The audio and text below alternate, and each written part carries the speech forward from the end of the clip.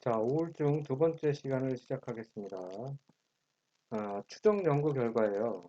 미국 캘리포니아주 일반 성인 5천 명에게 세 번 조사를 했어요. 1965년, 1974년, 그다음에 1983년 이 3회 신체 활동과 우울증을 추적 조사했어요. 한 30년에 걸쳐서 한 조사죠. 그래서 1965년도에 운동 안 하는 사람이 1974년 우울증 위험이 70%가 증가하더라는 결과예요. 이 사람들 10년 동안 조사를 해봤더니 그렇다는 거죠. 그 다음에 1965년도에서부터 1983년 그 한 20여 년 동안 운동량을 증가시킨 사람은 우울증 위험도가 낮아졌다. 결국 운동량의 수준에 따라서 우울증의 위험도가 달라진다는 사실을 밝힌 거죠. 이게 종적으로다가 추적해서 연구를 한 거기 때문에 이런 연구들은 어떤 유전적인 특이성을 반영하지 않고 오히려 이 경험에 의해서 그러니까 운동에 의한 것만 가지고 비교를 했기 때문에 좀 더 명확한 결론에 도달하기 좋다는 거죠. 그 다음에 하버드 동창생 10,000명을 대상으로 추적 조사를 했어요. 이 하버드 때 동창생, 이 동창생 연구 같은 경우는 비슷한 수준의 나이, 이런 것들을 갖고 있죠. 예를 들어 서 공부하는 양이라든가 이런 것들이 이제 비슷하니까, 피험자의 유사성이 높다. 이런 것들은 다른 변인들에 의해 영향을 덜 받는다고 볼 수 있죠. 그래서 1960년대 중반부터 1977년까지 진행된 대규모 연구에서 걷기와 스포츠 활동으로 주당 1000에서 2500 칼로리를 소비한 남성은 그렇지 않은 남성에 비해 우울증에 걸릴 확률이 그러니까 위험이 17% 정도 낮아졌다. 그래서 주당 2500 칼로리 이상 소비하면 우울증이 28%로 낮아진다는 연구 결과를 발표를 했어요. 자, 다음에 이제 메타 분석 결과예요. 메타 분석은 뭐냐면은 지난번에 이제 간단하게 써 있는데 이제 말로 설명하면 잘 모를 것 같아서 다시 텍스트를 한번 하고 이 결과를 좀 적어놨어요. 한 주제에 관해서 이제 선행 연구가 많이 있어요. 한 주제가 이제 연구 결과가 잘 나오면은 한두 학자들이 달려드는 것이 아니라 뭐 몇백 개의 연구들이 이렇게 연구 결과를 발표할 수가 있어요. 이럴 경우는 이제 통계적으로 이 연구 결과를 종합하여 결론을 내릴 수가 있죠. 그래서 이제 이 많은 연구들을 종합적인 결론을 내릴 때 사용하는 것이 이제 메타 분석 연구예요. 이 개별 연구는 측정 단위가 달라 서로 비교하기가 어렵지만요. 메타 분석 연구에서는 효과 크기라는 통계치로 환산이 돼요. 이 효과 크기는 중재 변인에 따른 효과를 비교하기 위해 통계적으로 처리되는 건데 이제 통계 시간에 좀 더 배우면은 알 수가 있어요. 그래서 이 평균이 있고 표준 편차가 있는데 평균 값을 내고 이 표준 편차를 얘기를 하는 거예요. 이제 간단하게 설명을 하면 이래요. 평균을 우리나라 IQ가 대표적인 이런 그 효과 크기 같은 것인데 우리나라 IQ가 100이에요, 100 평균이. 그럼 100보다 10이 더 크면은 아, 평균보다 좋다. 100보다 20이 더 크면 평균보다 훨씬 더 좋다. 이렇게 표기를 할 수가 있죠. 자, 이렇게 평균을 갖다가 분포를 놓고 평균보다 그 높은 사람의 분포, 일정한 사람들을 쭉 배치를 하고 평균보다 낮은 쪽으로 쭉 배치를 하는 것, 방법이 이런 효과 크기 방법이에요. 그래서 이것도 마찬가지로다가 효과가 크려면은 이제 평균을 0이라고 잡았을 때, 그죠? 평균을 0이라고 잡았을 때 0보다가 이제 크면 클수록 어떻게 돼요? 효과 크기가 크다라고 볼 수가 있는 거죠.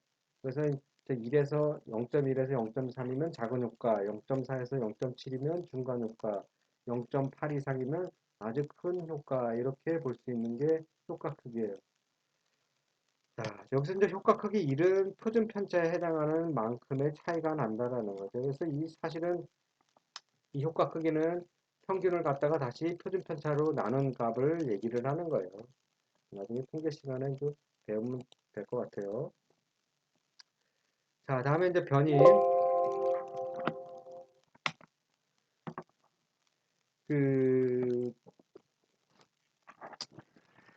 변인이 아니라 그 메타 분석 결과, 지금까지 나온 결과들의 메타 분석 결과를 간단하게 이제 효과 크기로다가 분석해 놓은 거예요. 그래서 주요 우울증 또는 뭐 그 전반적인 우울증을 다 얘기를 하는 게 이제 주요 우울증인데 이 우울증의 효과 크기가 중간 정도 0.53이 나왔어요. 그 다음에 크래퍼 랜더스가 98년도에 연구한 걸 우울증 환자는 0.72. 그 다음에 또 연구한 거는 1.1. 1.1은 상당히 큰 효과가 나타난 거죠. 그 다음에 환자 특성별로다가 우울증 효과를 봤더니 심근경색, 폐질환, 혈액투석 이런 신체 질환이 있으면 우울증이 생기기 쉽다 그랬죠. 근데 이 사람들이 운동을 했더니 0.97 상당한 효과가 나타났죠. 그 다음에 심리치료 과정의 효과를 크기를 봤더니 0.5. 그 다음에 심한 우울증 환자가 있는 걸 봤더니 0.88. 약한 우울증 같은 경우 0.34. 지금 이걸 보면 어떻게 돼요?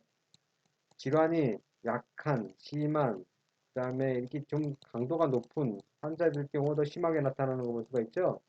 자, 그 다음에 피험자의 특성. 건강하지 않은 사람은 0.94, 중년, 고등학생, 헬스클럽, 대학생 이렇게 봤더니 이 건강하지 않거나 나이 먹은 사람일수록 어때요? 더 효과가 더 큰 거로다가 볼 수가 있다. 자, 다음에 이제 운동 기간을 봤을 때 9주 이하랑 이제 8주 이하 이상으로 봤을 때 8주 이하는 0.54로다가 낮게 나타났고 9주 이상이면 1.5로다가 좀 높은 거로 나타났다. 그러니까 어, 운동을 좀 많이 하는 게 좋고 건강하지 않은 사람이 더 효과가 좋고 그다음에 심리적인 증상이 심한 사람이 더 좋다 이런 결과가 나온 거죠.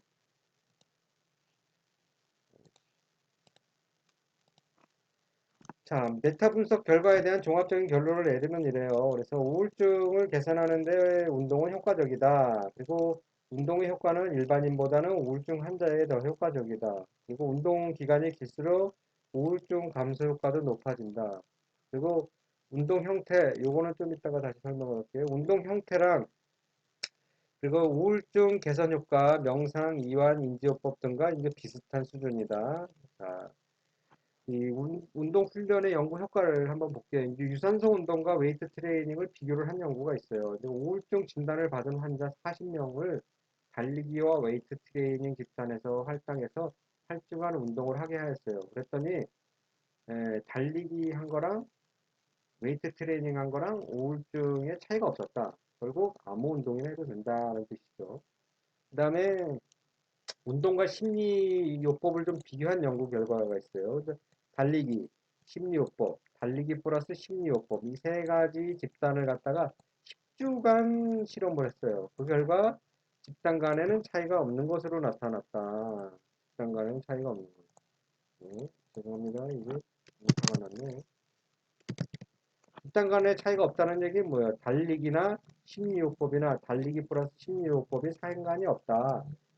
즉, 운동이 심리요법과 동등한 수준이라는 것을 얘기를 하는 거죠.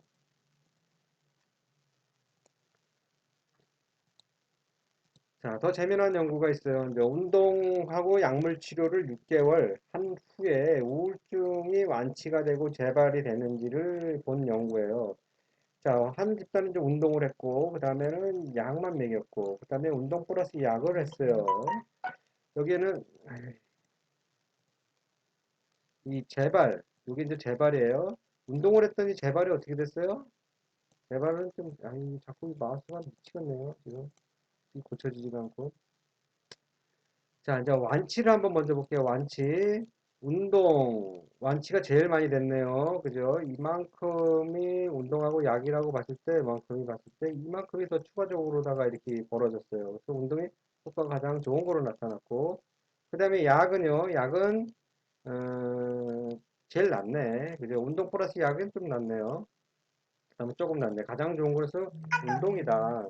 그 다음에 이제 부분완치. 부분한치는 이게 적네. 부분한치. 부분한치가 가장 적은 게 이만큼이다. 가장 더 중요한 것은 이제 재발이에요. 재발. 아니, 마스터이 미치겠네. 이 재발이 재발이 제일 중요한 건데, 재발이, 아이고, 짜증나네. 앞으로 왜 이러냐고. 자, 운동을 했을 때 재발은 거의 10% 이하였어요. 10% 이하로 나타나는데, 이 약은요, 이 재발이 거의 한 40% 육박을 해요. 그죠? 40% 육박을 하고. 운동하고 약을 같이 했을 때도 30%좀 넘어요. 즉, 운동만을 했을 때 재발이 안 되고 치료 효과가 가장 높다라는 결과가 나왔어요. 그러면 못하나 약을 먹고 병원에 가가지고 저거를 해요. 운동 형태도 아무것도 상관없으니까 가장 좋은 거는 자기가 좋아하는 운동을 그냥 하면 되는 거죠. 그냥 하면 돼요. 아무 운동이나 해도 되니까. 좋아하는 운동 하면 되는 거죠. 음. 우리나라 이제 남자보다 여자가 그 우울증이 더 높아요. 그래서 여자들도 운동하기 되게 싫어하는데, 그 정 운동하기 싫으면은 쇼핑몰 걸어 다니기 운동 뭐 하라고 저는 추천을 해요. 대신에 이제 돈은 안 가져가고, 그냥 즐기는 거로 쇼핑하는 거 즐겨서, 뭐 사는 즐거움이 아니라 걸으면서 뭐 구경하는 즐거움. 이렇게 해요. 여자들은 쇼핑몰 돌아다니게 하면 한 2시간, 3시간, 뭐 어떤 때는 막 4, 5시간도 신나게 돌아다니더라고요. 남자들은 쇼핑몰 돌아다니는 거 싫어하는데 참 달라요. 그러니까 자기네 내가 얘기하고 싶은 건 자기 특성에 맞게 아무 운동 형태랑 상관없으니까 운동을 하는 게 도움이 된다는 거죠. 자, 권장 운동 방법이에요. 캐나다 체력 실태 조사에 따르면 하루에 체중 1kg당 1kcal를 소모하는 수준의 운동을 해야 우울증을 낮출 수 있다. 이것은 약 한 20분 걷기에 해당하는 운동이에요. 그러니까 이 우울증의 효과를 보려면은 운동 형태는 상관은 없지만은 최소한 20분 이상은 운동을 해야 된다라는 걸 볼 수가 있고, 또 운동량을 늘리면은 우울증 개선의 효과가 또 비례해서 높아진다는 것을 발견했으니까 주당 3시간 이상 한 2,500kcal를 소비하는 운동을 하면은 그 이하로 하는 것보다 효과가 더 크다 이런 거죠. 주당 3시간이면은 일주일에 1시간씩 3번 하면 되겠죠. 30분씩 운동을 하면은 6번을 운동을 하면 되겠고. 그래서 그 생활체육협회인가요? 7330 얘기를 하는데 일주일에 3번, 7660인가? 60분. 7330 일주일에 3번 30분 운동하는 거. 7660은 일주일에 6번 60분 운동하는 거. 뭐 그런 것들을 막 권장을 하면서 얘기 내세우고 있는데, 어쨌거나, 일주일에, 그 우울증을 개선하기 위해서는 3시간 이상, 주당 3시간 이상 운동하는 것이 효과가 좋다.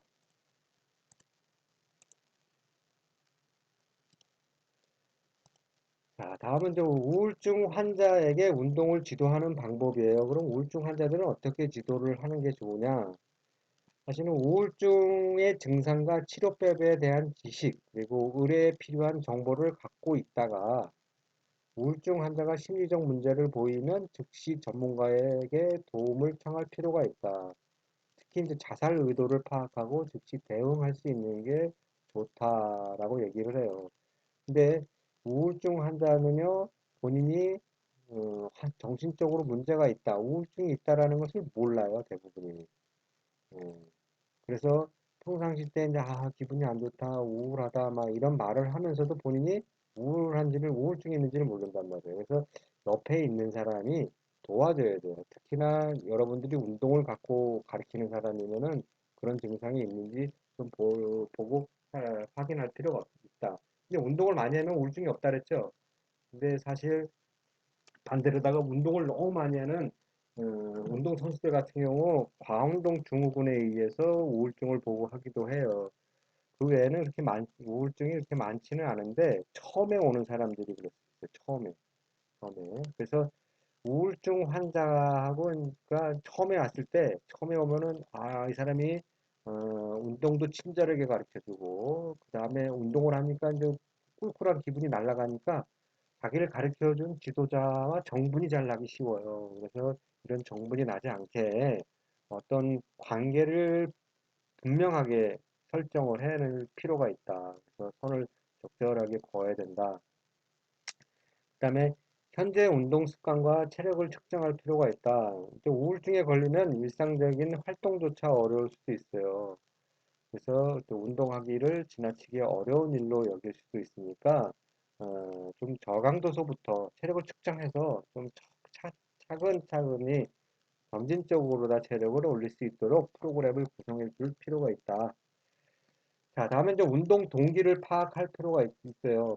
어떤 목적으로 운동을 하는지 분명하게 할 필요가 있어요. 이제 동기에 맞도록 운동을 처방하고 지속적인 실천을 유도할 필요가 있고, 운동에 대해 긍정적으로 생각하도록 만들어주면 된다. 운동은 분명히 에, 효과가 있다. 여러 가지 이제 객관적인 자료를 보여줄 필요가 있어요.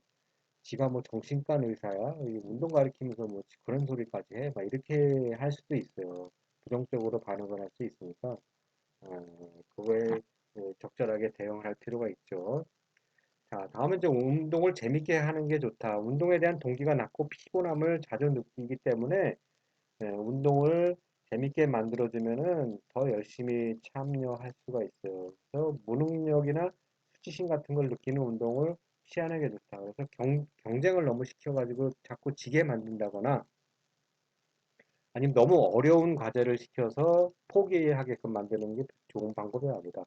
그래서 성공, 자결성, 배우자 동기에서 성공을 많이 하게 하고 성공은 유능감을 자극하죠. 그 다음에 스스로 어떤 방법을 운동 방법을 느끼게 하는 거, 자결성을 자극하죠. 이 모두 내적 동기를 높이는 방법이니까 운동 하는 참여자가 스스로 운동 강도도 결정을 하고 성취를 많이 할 수 있도록 성공을 많이 할 수 있도록 구성을 하는 게 좋다.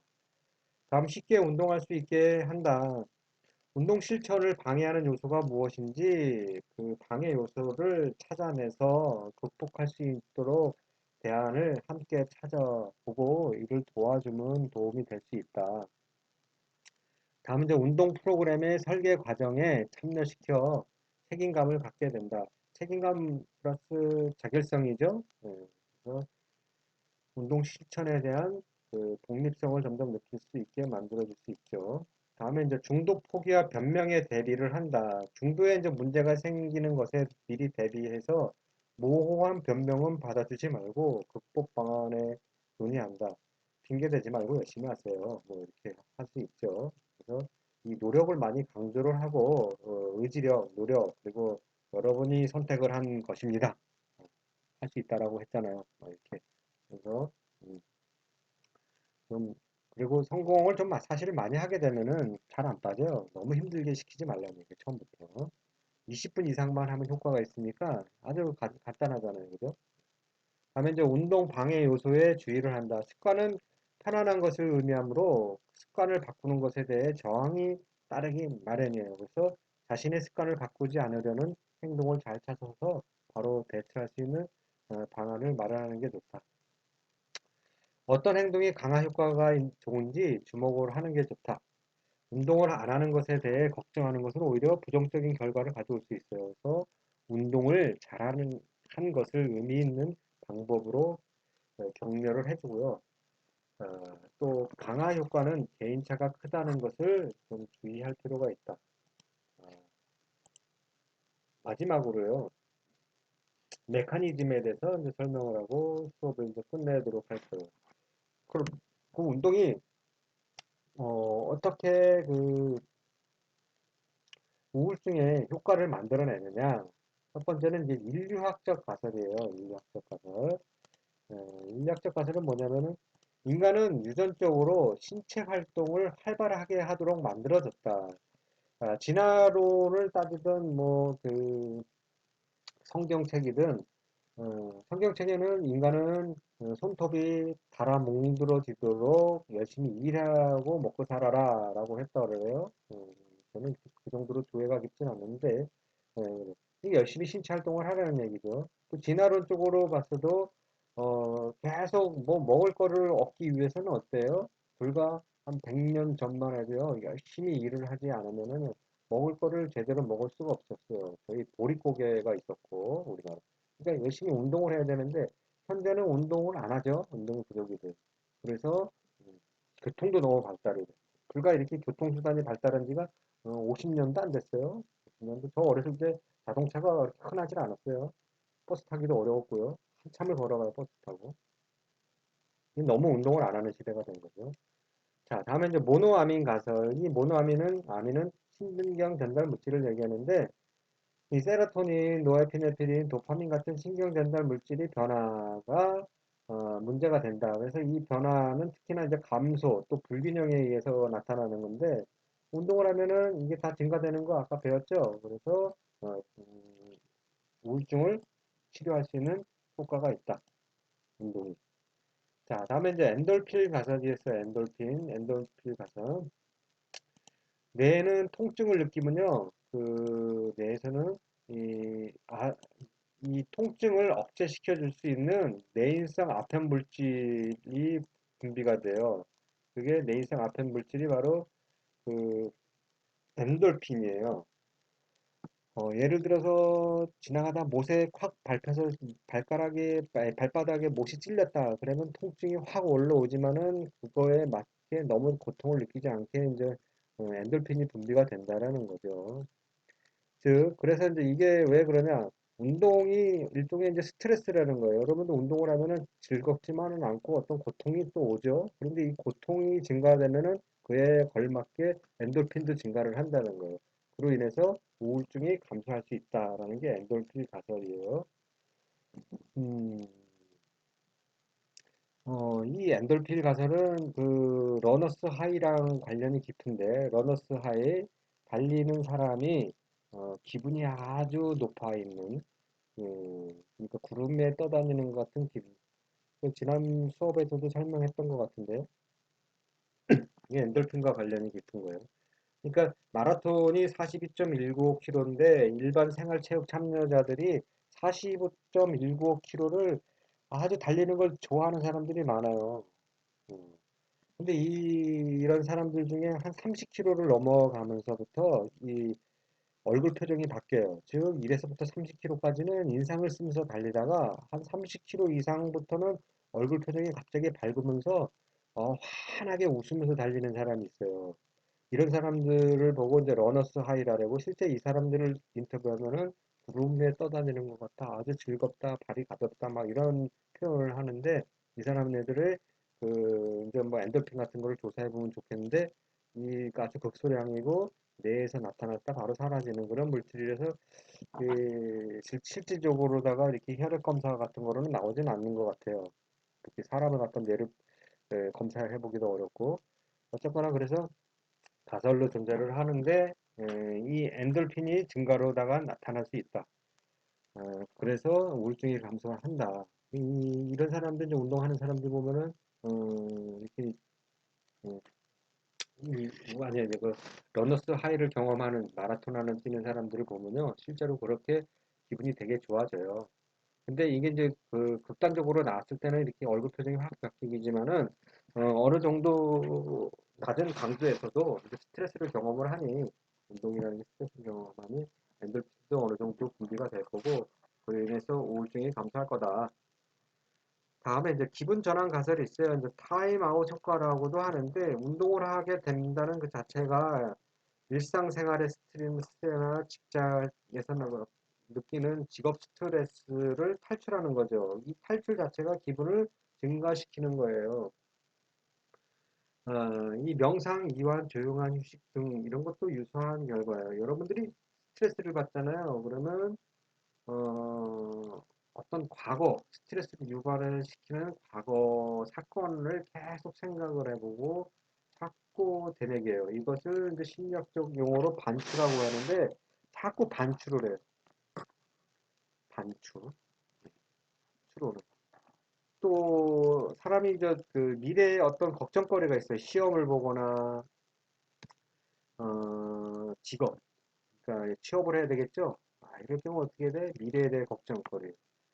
이런 그 스트레스를 유발하는 사건들이 대부분이 한 90% 정도가 미래의 일, 그다음에 과거의 경험으로 스트레스를 유발을 시키는데 실제적으로 이런 스트레스들은요, 현재에서 어떤 그 해결점이 없죠. 과거 일은 더 없고. 그래서 어떻게 해야 되냐? 어, 현재 지금 자체에 내가 느끼고 내가 생각하고 지금 내가 수업 듣고 있는 내용에 집중을 한다. 그러면 그 자체로다가 어떻게 기분이 변화 그리고 그래서 기분이 전환이 돼서 우울증을 탈피할 수 있다라는 게 기분 전환 가설이에요. 명상이나 이완, 조용한 휴식은 확실 이런 기분 전환 효과가 확실해요. 그래서 명상 같은 경우 예전에도 배웠지만은 신체 감각에 집중을 하는 거죠. 점진적 근육 이완법은 뭐 근육 움직임에 주의 집중을 하는 거죠. 그건 스트레스와 관련된 과거의 어떤 경험, 미래의 어떤 걱정 이런 것들이 아닌 생각이 어디로 와 있어요? 신체 감각에 와 있죠. 그러면 결국 기분이 전환이 되는 거죠. 생각의 전환이 기분 전환을 만드는 거죠. 이게 이제 기분 전환 가설이다. 자, 다음에 이제 심리학적 가설이 있어요. 이제 기대 가설이 먼저 있는데, 운동을 하게 된다 그러면, 운동을 하게 된다 그러면 어떻게 돼요? 심리학적 가설을. 운동에 대한 어떤 기대가 있죠. 흥분이 있죠. 있을 수 있죠. 그러면, 아, 나 이제 운동할 것 같아. 아, 좋다. 그러면 운동을 하면 기분이 좋아져요. 그죠? 기분이 좋고. 그 기분이 좋으면 어떻게 돼? 기대가 되죠? 기분 좋은 기대. 그런 기대가 우울증을 감소시킨다는 거예요. 생각이 바뀐다는 거죠. 아까 신념은 자동적 사고를 만든다 그랬는데 운동이 기분 좋다라는 신념을 계속 만들어. 운동은 좋은 거야 이렇게 되면 어떻게 돼? 운동 자체가 바로 뭐예요? 우울증 감소로 바로 연결이 될 수 있는 거죠. 자, 다음은 주의 효과 가설이 있어요. 주의 효과 가설. 자, 운동 프로그램을 시작하면 운동 지도자나 트레이너와 1대1로 접촉을 유지를 해요. 그 다른 사람들부터 긍정적 주의를 받아서 자신의 가치가 더 강화되죠. 무엇인가를 사실 하게 된다는 그 자체가 새로운 회원이 들어오면 어떻게 돼요? 헬스클럽 같은 데서 새로운 회원이 들어오면 그 회원들한테 주의를 음, 받게 되고 또 뭔가 이렇게 칭찬도 많이 하고 막 이런 분위기가 형성되는 헬스클럽들이 있죠. 이럴 때는 자존감이 향상되게 만들죠. 그래서 그런 효과가 있다. 그리고 사실 그 스트레스가 이제 관계에 의해서도 많이 유발이 되는데 이 다른 사람들하고 접촉을 많이 하잖아요. 그러니까 관계를 많이 맺는 그 자체가 계속 대화를 유지하고 어떤 사회적 상호작용을 하는 자체가 우울증을 예방하는 그런 효과가 있어요. 그래서 이 운동 외에 이런 그 접촉을 많이 해요. 사람의 상호작용을 많이 하는 것 자체가 음, 우울증 감소 효과가 있다. 다음에 이제 자아상 개선 가설이 있어요. 운동을 지속하면은 근육이 발달을 하고 외모에 대한 생각이 좋아지겠죠. 긍정적인 자기 개념이 형성이 된다는 거 배웠잖아요. 그죠? 그래서 신체적 자기 개념이 좋아지면 자존감이 올라가고 그다음에 우울증이 감소한다 그래서 실제로 자아 존중감이 다 낮아 있어요. 우울증 환자들은. 그래서 자존감을 높여주는 게 매우 중요하다.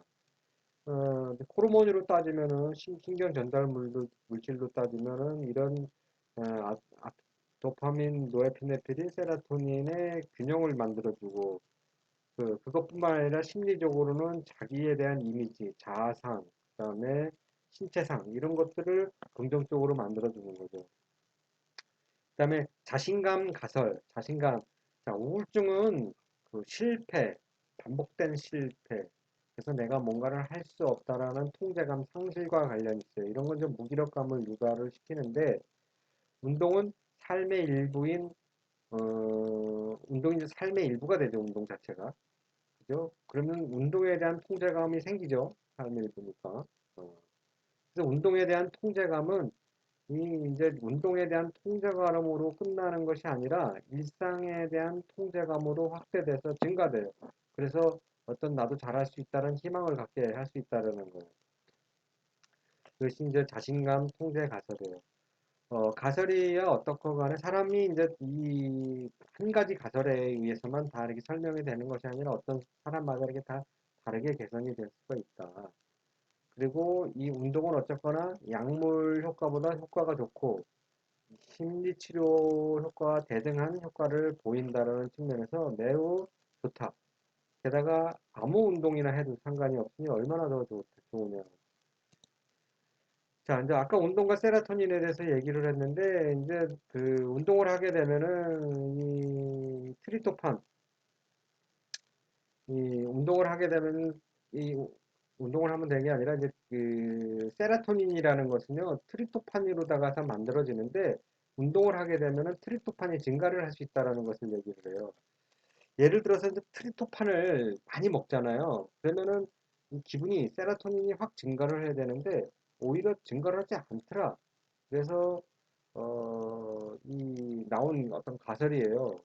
왜 이렇게 증가를 하지 않나 봤더니 이 혈액 내에서 보니까 그 필수 아미노산인 트리토판을 많이 먹게 되면은 이 트리토판이 수송 단백질하고 결합을 하기보다는 유리 지방산이랑 결합을 하기가 좋다라는 거예요. 더 강력하게 결합을 한다는 거예요.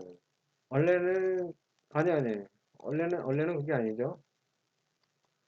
원래는 그냥 그 트리토판이 운동을 하기 전에는 트리토판이 수송 단백질이랑 결합을 다 해요. 우리가 먹으면 수송 단백질이랑 다 결합을 해버려요.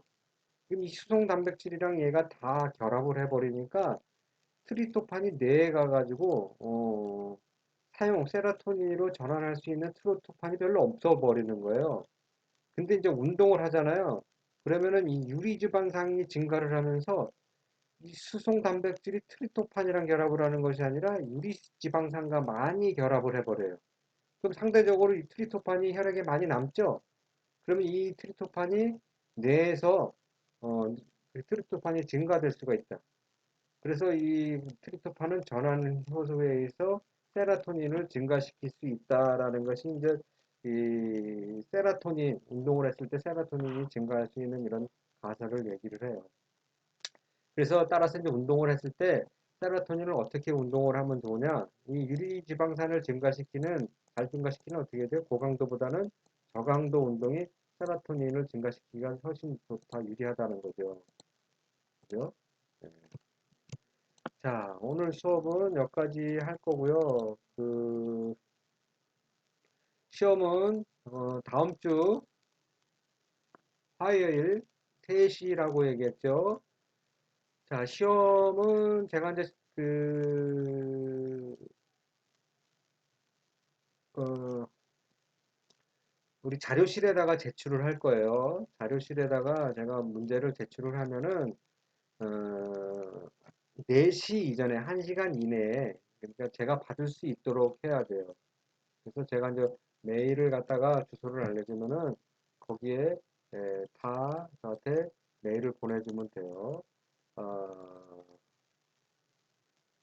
혹시 오는 시간도 있기 때문에 한 30분 정도 유예를 줄게요. 근데 제 메일이 잘 열리고 관리를 잘하기 때문에 바로 올 거예요.